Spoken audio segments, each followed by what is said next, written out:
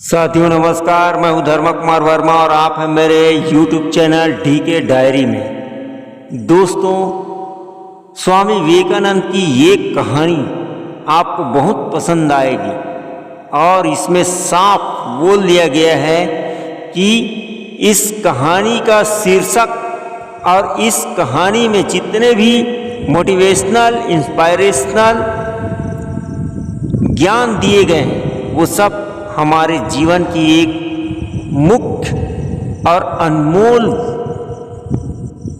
वचन है जिन्हें हमको पालन करना चाहिए और इस पर चलकर हम अपनी ज़िंदगी को सुधार सकते हैं। तो साथियों, मेरे इस चैनल को लाइक और सब्सक्राइब सबसे पहले कर देना।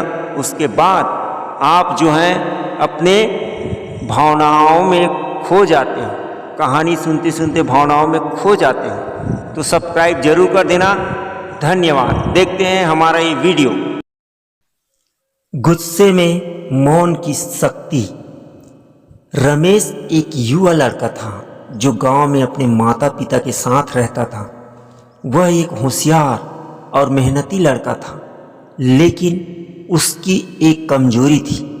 वह बहुत जल्दी गुस्सा हो जाता था। जब भी उसे गुस्सा आता वह बेकाबू हो जाता और अपने दोस्तों, परिवार या सहकर्मियों पर चिल्लाने लगता। इस कारण से धीरे धीरे लोग उससे दूरी बनाने लगे थे। उसकी माँ और पिता भी उसकी इस आदत से परेशान थे, लेकिन वे नहीं जानते थे कि उसे कैसे समझाया जाए। एक दिन गांव में एक प्रसिद्ध संत आए जिन्हें लोग स्वामी विवेकानंद के अनुयायी मानते थे। उनके प्रवचन सुनने के लिए गांव के लोग एकत्र हुए। रमेश की मां ने भी उसे वहां जाने के लिए कहा। शायद संत के प्रवचन से रमेश को सीख सके और अपने गुस्से को काबू में रख सके। रमेश अपनी मां की बात मानकर संत के प्रवचन में गया, लेकिन अंदर ही अंदर वह खुद को सही मानता था और सोचता था कि उसे किसी से कुछ सीखने की जरूरत नहीं है। स्वामी जी ने अपने प्रवचन में कहा, गुस्सा वह आग है जो सबसे पहले तुम्हें जलाती है। जब भी तुम गुस्से में बोलते हो तो वह शब्द तीर की तरह होते हैं जो सामने वाले के दिल को घायल कर सकते हैं, और एक बार वो तीर दिल में उतर जाए तो उसे निकालना बहुत मुश्किल हो जाता है। गुस्से में मौन सबसे बड़ी ताकत है। जब गुस्से में हो तो चुप रहो और देखो कि कैसे परिस्थितियां अपने आप बदलने लगती है। रमेश को स्वामी जी की ये बात बहुत गहराई से छू गई। उसने सोचा, क्या ये सच हो सकता है? क्या गुस्से में चुप रहकर मैं अपनी समस्याओं का हल पा सकता हूं? उसने उस दिन से एक नया प्रयोग करने का निश्चय किया। गुस्से में बोलने के बजाय वह चुप रहेगा। कुछ दिन बाद उसके एक दोस्त ने उसे धोखा दिया। रमेश का गुस्सा आसमान पर था। उसका मन कर रहा था कि वह अपने दोस्त पर चिल्लाए और उसे खरी खोटी सुनाए, लेकिन तभी उसे स्वामी जी की बात याद आ गई। गुस्से में मौन रहना। उसने अपने गुस्से को काबू में किया और चुप रहा। उसका दोस्त हैरान था कि रमेश ने कोई प्रतिक्रिया नहीं दी। कुछ दिन बाद वही दोस्त रमेश के पास आया और अपनी गलती के लिए माफ़ी मांगी। उसने कहा, मैंने सोचा था कि तुम मुझसे झगड़ा करो, लेकिन तुमने चुप रहकर मेरी आंखें खोल दी। मुझे अपनी गलती का एहसास हुआ। रमेश को उस दिन समझ में आया कि स्वामी जी की बात कितनी सच थी।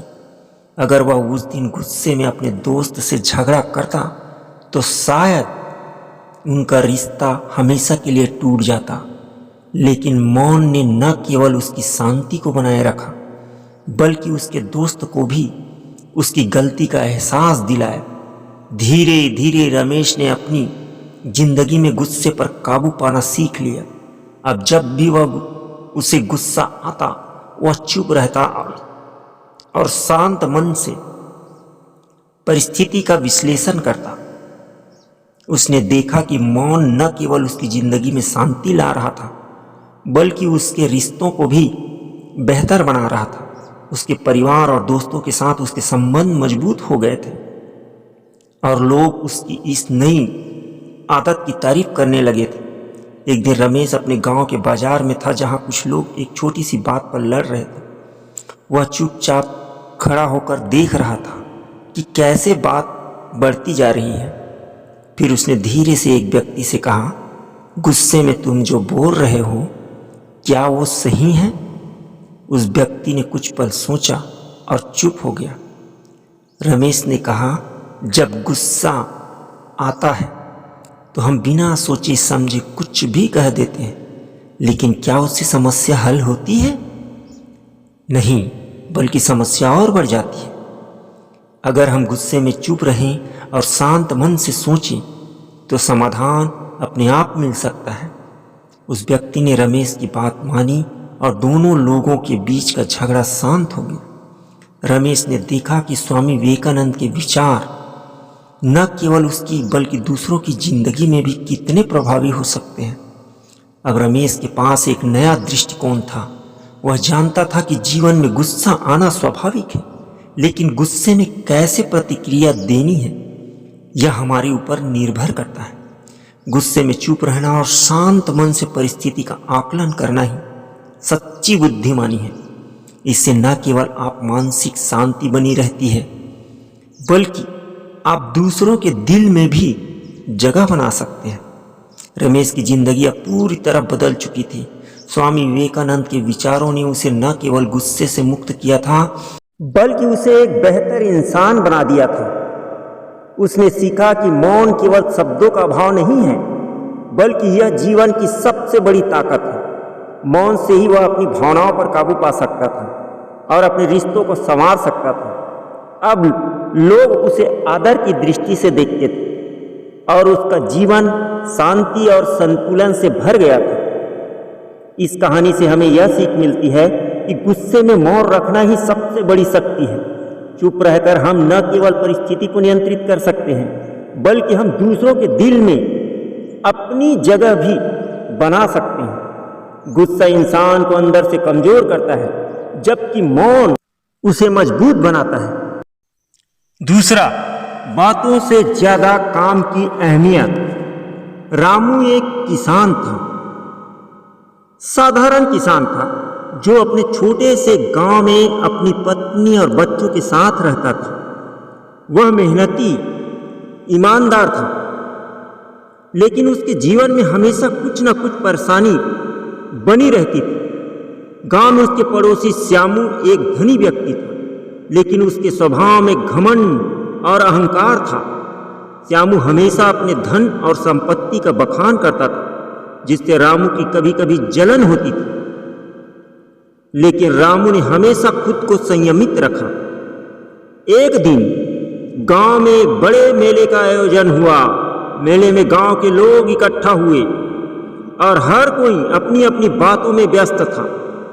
श्यामू ने भी अपनी धन दौलत का बखान करना शुरू कर दिया। वह लगातार दूसरों को दिखा रहा था कि कैसे उसने अपने खेतों में सबसे अच्छी फसल उगाई है और कैसे उसके पास सबसे बड़े पशु हैं। लोग उसके चारों ओर इकट्ठा होकर उसकी बात सुनने लगे, लेकिन रामू चुपचाप अपने काम में व्यस्त रहा। जब श्यामू ने देखा कि रामू उसकी बातों पर ध्यान नहीं दे रहा है, तो उसने उसे चुनौती दी। रामू, तुम हमेशा चुप क्यों रहते हो? क्या तुम्हारे पास कहने के लिए कुछ नहीं है? सभी लोग हंसने लगे और रामू को लगा कि उसे कुछ कहना चाहिए, लेकिन उसने खुद को संयमित रखा और चुप ही रहा। कुछ दिनों बाद गांव में बारिश कम हुई और सूखा पड़ गया। सभी किसान परेशान हो गए क्योंकि उनकी फसलें सूखने लगी थी। इस स्थिति में श्यामू और बाकी किसान बहुत चिंतित थे। वे सभी अपने अपने खेतों की स्थिति को लेकर बात कर रहे थे और श्यामू अपनी दौलत और प्रभाव को दिखाने का कोई मौका नहीं छोड़ रहा था। रामू ने सोचा कि इस स्थिति में उसे चुप रहने की बजाय कुछ करना चाहिए। उसने अपनी फसल की स्थिति को देखने के लिए अपने खेतों का दौरा किया। वहां पहुंचकर उसने देखा कि कुछ बीज अभी भी जिंदा थे और अगर समय पर ध्यान दिया जाए तो फसल को बचाया जा सकता है। उसने अपनी पत्नी से सलाह की और एक योजना बनाई कि कैसे वे अपनी फसल को बचा सकते हैं। रामू ने अपने खेतों में काम करना शुरू कर दिया। उसने अपने पड़ोसी किसानों को भी सलाह दी कि वे भी अपने खेतों पर ध्यान दें और उनकी फसलें भी बचाई जा सकती हैं। श्यामू ने उसे हंसकर कहा, तुम तो बस चुप रहकर काम करते हो। क्या तुम समझते हो कि तुम्हारी यह मेहनत किसी काम आएगी? कुछ दिनों बाद गांव में अचानक बारिश होने लगी। रामू ने अपने खेतों में जो मेहनत की थी उसके परिणाम स्वरूप उसकी फसलें अब हरी भरी हो गई। श्यामू की फसलें सूख चुकी थी, जबकि रामू ने मेहनत और संयम से अपने खेतों को बचा लिया था। मेले में फिर से सभी किसान इकट्ठा हुए। इस बार लोग रामू की मेहनत और चुप्पी की सराहना कर रहे थे। श्यामू ने अब समझा कि उसकी बातों का कोई महत्व नहीं था, बल्कि रामू की मेहनत और संयम ने सब कुछ बदल दिया। उसने रामू के पास जाकर कहा, मुझे तुम्हारी मेहनत और चुप्पी की शक्ति का एहसास हुआ। तुमने सच में मुझे सिखाया कि काम बोलता है।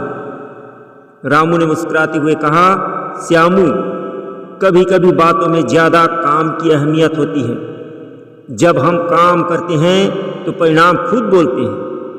चुप रहकर भी हम अपने कार्यों के माध्यम से बहुत कुछ साबित कर सकते हैं। इस घटना के बाद गांव के लोग रामू की मेहनत और संयम की सराहना करने लगे। श्यामू ने भी अपनी आदतें बदल दी और अब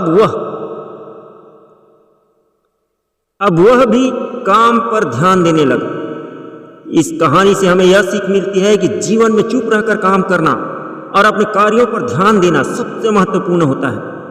बातें करना आसान है, लेकिन परिणाम लाना कठिन है। जब हम अपनी मेहनत पर ध्यान केंद्रित करते हैं तो वह खुद ब खुद हमारी क्षमता और मेहनत को साबित कर देती है। चुप रहकर भी हम अपने कार्यों से अपनी पहचान बना सकते हैं और यही सच्ची सफलता है। दोस्तों, चुप रहने की कला आपने कईयों बार देखी होगी, लेकिन हम यहां पर देखेंगे चुप रहने की अगली कला कहानी नंबर 3 के माध्यम से, जिसमें हमें एक कहानी मिली है जिसको कहते हैं गुलाब की कहानी। गांव में एक सुंदर बाग था जहां कई प्रकार के फूल खिलते थे।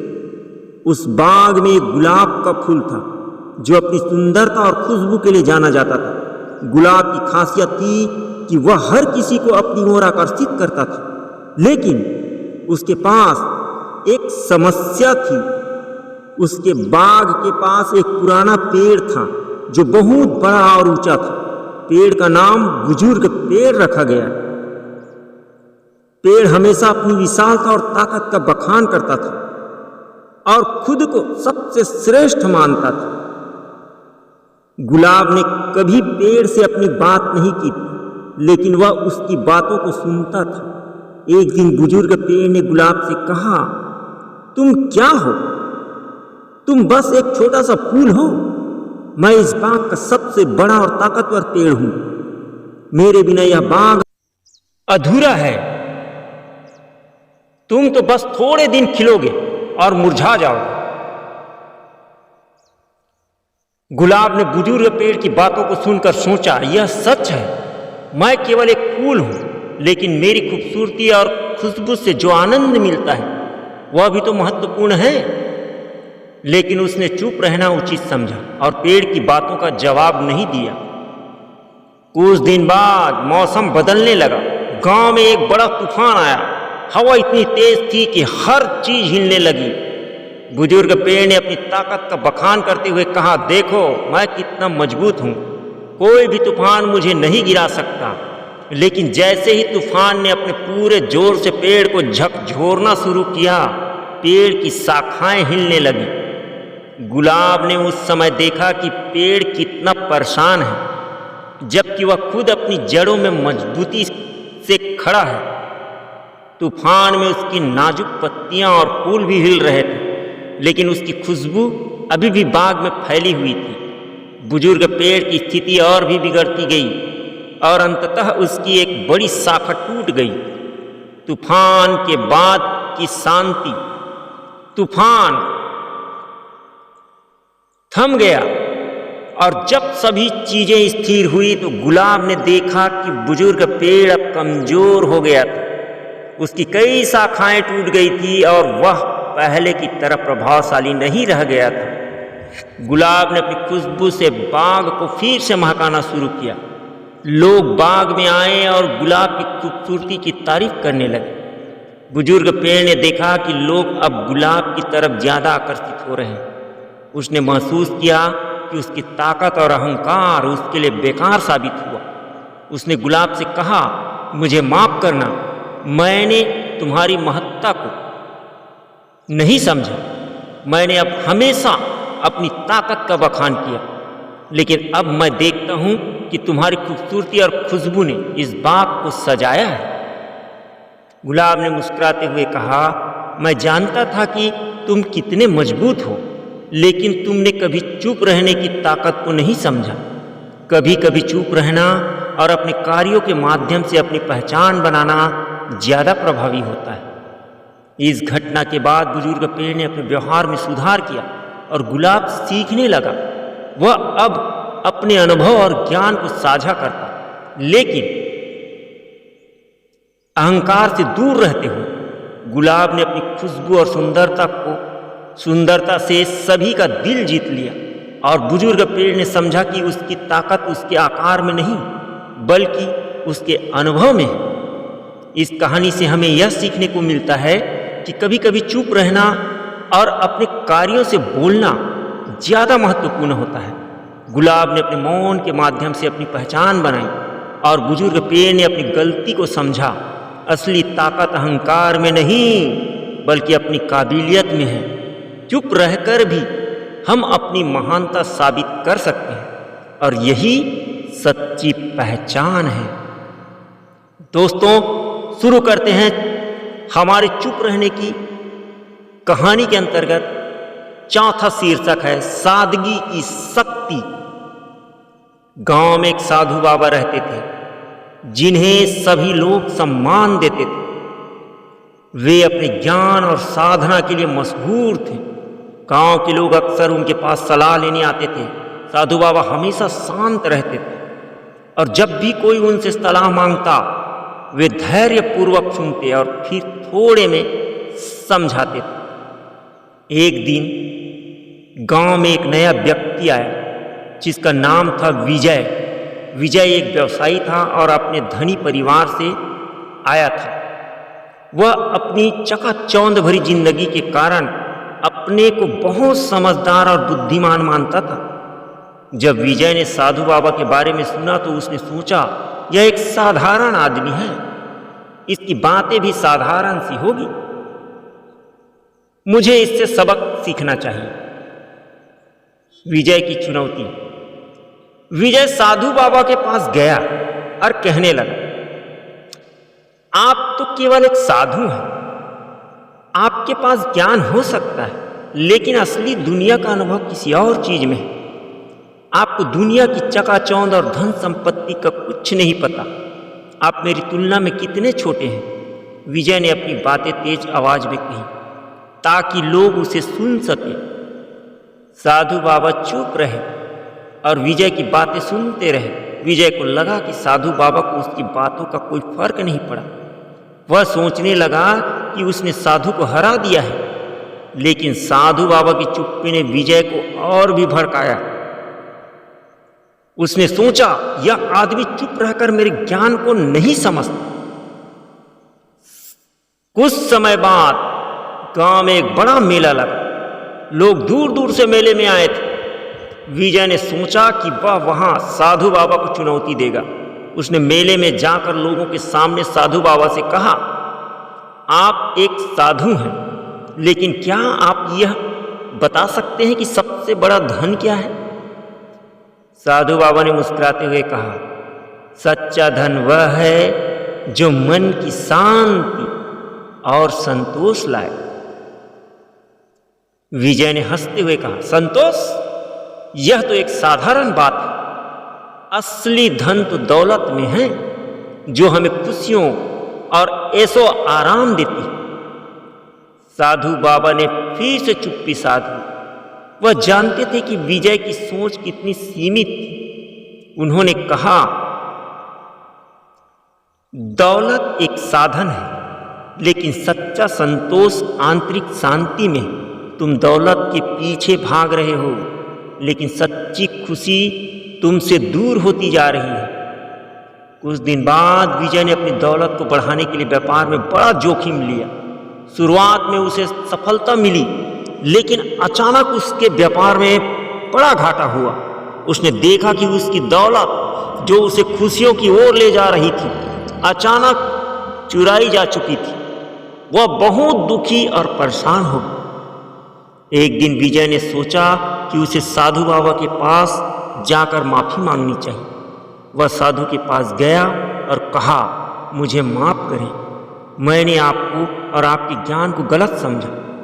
अब मुझे समझ में आ गया है कि असली धन क्या है। मुझे अपनी दौलत की परवाह करने की बजाय अपनी आंतरिक शांति की चिंता करना चाहिए। साधु बाबा ने विजय को प्यार से समझाया, बेटा, जो तुमने सीखा है वही सबसे बड़ा ज्ञान है। कभी कभी चुप रहकर सुनना और सीखना ही सबसे बड़ा धन होता है। तुमने सही कहा कि दौलत बहुत महत्वपूर्ण है, लेकिन उससे भी महत्वपूर्ण है मन की शांति। इस घटना के बाद विजय ने साधु बाबा से बहुत कुछ सीखा। उसने अपने जीवन में संतोष और शांति को प्राथमिकता दी। उसने समझा कि जीवन में दौलत से अधिक महत्वपूर्ण है आंतरिक संतोष और सादगी। इस कहानी से हमें यह सीखने को मिलता है कि कभी कभी चुप रहकर सुनना और अपने भीतर की आवाज को समझना सबसे महत्वपूर्ण होता है। साधु बाबा ने अपनी चुप्पी के माध्यम से विजय को सही रास्ता दिखाया। साधारणता और सादगी में भी गहराई होती है, और यह हमारी असली संपत्ति है। चुप रहकर भी हम बहुत कुछ सीख सकते हैं और अपनी जिंदगी को बेहतर बना सकते हैं। तो दोस्तों, ये थी हमारी चौथी कहानी। इसके बाद चुप रहने की पांचवी कहानी, जिसका नाम है चुप्पी का जादू। गांव में एक साधारण परिवार रहता था। इस परिवार के मुखिया का नाम था नंदन। नंदन एक मेहनती किसान था और उसकी पत्नी का नाम था मीरा। वे दोनों अपनी मेहनत से अपने बच्चों की अच्छी परवरिश कर रहे थे। लेकिन नंदन की एक आदत थी कि जब भी कोई उसे गुस्सा दिलाता, वह अपना आपा खो बैठता और तुरंत प्रतिक्रिया कर देता। इससे घर में तनाव रहता था। एक दिन गांव में एक प्रसिद्ध विद्वान जो अपनी गहरी सोच और ज्ञान के लिए जाने जाते थे आए। उनका नाम था विद्यानंद। उन्होंने गांव के लोगों को ज्ञान देने का निश्चय किया। गांव के लोग उन्हें सुनने के लिए उत्सुक थे और नंदन भी अपनी जिज्ञासा के चलते वहां पहुंच गया। विद्यानंद ने अपने प्रवचन में कहा, कभी कभी मौन रहना और सोचकर समझकर बोलना सबसे बड़ा ज्ञान है। गुस्से में बोलने से हम अपने रिश्तों को नुकसान पहुंचाते हैं। जब हम गुस्से में होते हैं तो हमारी सोच भी विकृत हो जाती है। नंदन ने उनकी बातें ध्यान से सुनी। विद्यानंद ने आगे कहा, जितना महत्वपूर्ण शब्द है उससे भी ज्यादा महत्वपूर्ण है मौन। चुप रहकर हम अपने विचारों को सहेज सकते हैं और सही निर्णय ले सकते हैं। नंदन ने सोचा, क्या सच में मौन में इतनी शक्ति है? लेकिन उसके मन में एक संदेह था। उसने तय किया कि वह इस बात को प्रयोग में लाकर देखेगा। कुछ दिन बाद नंदन का पड़ोसी रामू उसकी फसल को लेकर बुरी तरह से उसकी आलोचना करने लगा। रामू ने कहा, तुम्हारी फसलें कितनी खराब है, तुम कभी कुछ सही नहीं कर सकते। नंदन का गुस्सा बढ़ने लगा, लेकिन उसने विद्यानंद की बातें याद की और चुप रहने का निर्णय लिया। उसने बिना कुछ कहे अपने काम में जुटा रहा। रामू की बातें सुनकर नंदन ने एक गहरी सांस ली और अपने काम में ध्यान केंद्रित किया। उसने देखा कि चुप रहने से उसका गुस्सा धीरे धीरे शांत हो रहा था। कुछ समय बाद रामू ने नंदन की मेहनत को देखा और कहा, तुमने तो अपनी फसल को बहुत अच्छे से संभाला है, मैं गलत था। रामू की बात सुनकर नंदन ने उसे मुस्कुराते हुए कहा, धन्यवाद रामू, मैंने समझा कि गुस्से में प्रतिक्रिया देने से सिर्फ तनाव बढ़ता है। चुप रहकर मैंने अपने काम पर ध्यान केंद्रित किया और यह अच्छा फल दिया। कुछ महीनों बाद गांव में एक बड़ा त्योहार आया। नंदन ने अपने खेतों से अच्छी अच्छी फसल उगाई थी और उसने अपने काम में जो मेहनत की थी उसका फल अब दिखाई दे रहा था। गांव के लोग उसकी सराहना कर रहे थे। नंदन ने उस दिन फिर से विद्यानंद के विचारों को याद किया। उसने महसूस किया कि मौन रहकर उसने न केवल अपने गुस्से को काबू में किया बल्कि अपने रिश्तों में भी सुधार किया। नंदन ने विद्यानंद से मिलने का निश्चय किया और उनके पास जाकर कहा, आपकी बातें मेरे लिए अमूल्य थी। मैंने सीखा है कि मौन में कितनी ताकत होती है। मैंने अपनी चुप्पी के माध्यम से अपने गुस्से को काबू में किया और अपने रिश्तों को मजबूत किया। विद्यानंद ने मुस्कुराते हुए कहा, बेटा तुमने सही सीखा है। मौन न केवल शांति लाता है बल्कि यह हमें सही निर्णय लेने में भी मदद करता है। जब तुम चुप रहते हो तो तुम सोच सकते हो, समझ सकते हो और फिर प्रतिक्रिया कर सकते हो। इस कहानी से हमें यह सीखने को मिलता है कि गुस्से में चुपचाप रहना और सोच समझकर प्रतिक्रिया करना हमारे जीवन में बहुत महत्वपूर्ण है। नंदन ने अपने अनुभव से यह सीखा कि मौन में जादू होता है जो हमें सही रास्ता दिखा सकता है।